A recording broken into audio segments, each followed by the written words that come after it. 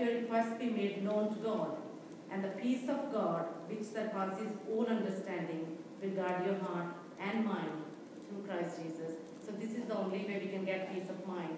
It's like, so don't be anxious about anything. I know we have never been anxious. We are like, all of us here, we never get anxious, do we? But the only way is that bring it to God and get peace of mind. Peace with one another. It's Philippians 4, verse 6 and 7. And also, we are at peace with our fellow saints, being of a common family and sharing a common purpose and destiny. And if it is possible, as far as it depends on you, live at peace with everyone. So, responsibility is ours.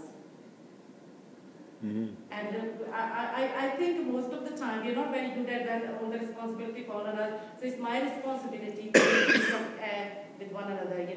Don't initiate problem. Don't go looking for problems. So try our best. I'm talking.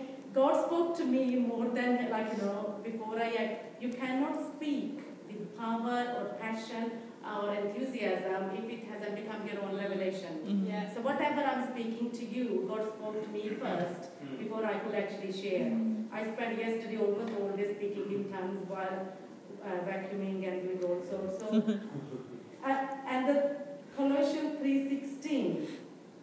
Let the word of Christ dwell in you richly in all wisdom, teaching and admonishing one another in psalms and hymns and spiritual songs, singing with grace in your hearts to the Lord. I believe that Paul is saying this here because the main reason that the old church, when they were lukewarm, because they neglected the word of God.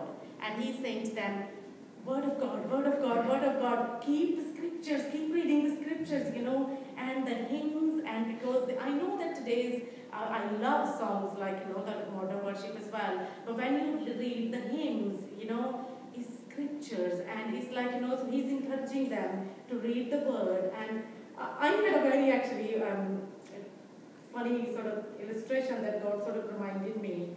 I was eating pomegranate at that day with Eden, and Eden said to me, Mommy, what will happen if we plant this, I had one, what do you call a paper? Seed, seed of pomegranate.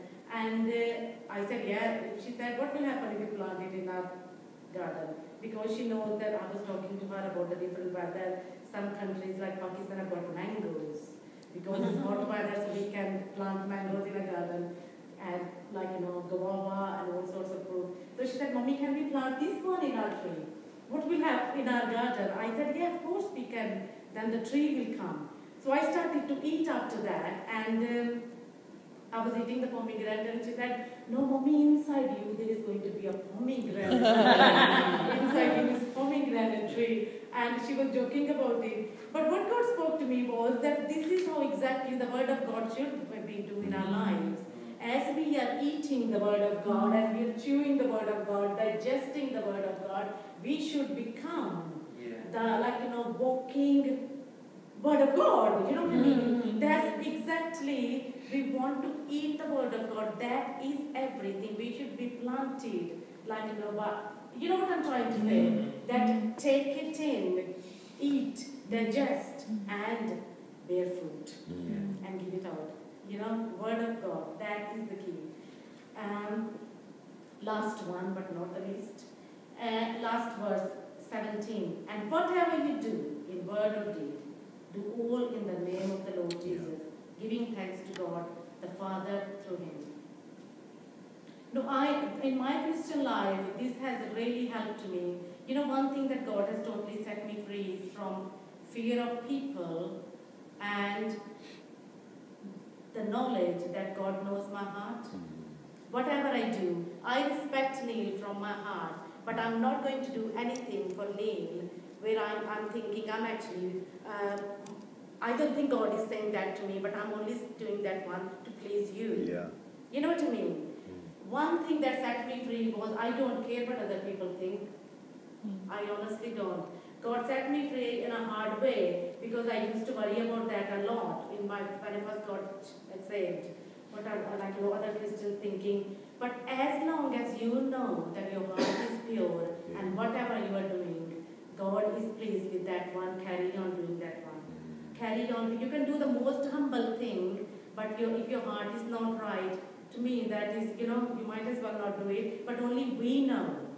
I know my heart, God knows my heart. I can convince you with good words, with be the most servant heart, you know what I mean? But the only thing that we should do everything, whatever, I think a godly life one is which we keep God in mind in whatever we do or say.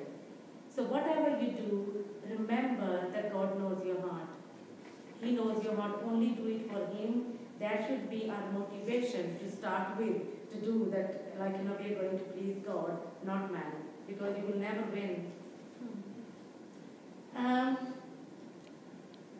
I had a poem that God gave me on love. I mean, today I just wanted to emphasize, that love is very important as a Christian in our lives, and it has been abused. And don't lose the peace of God.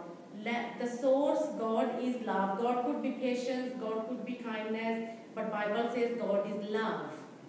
So let's draw from Him today. If God is love, then we need to draw from that source.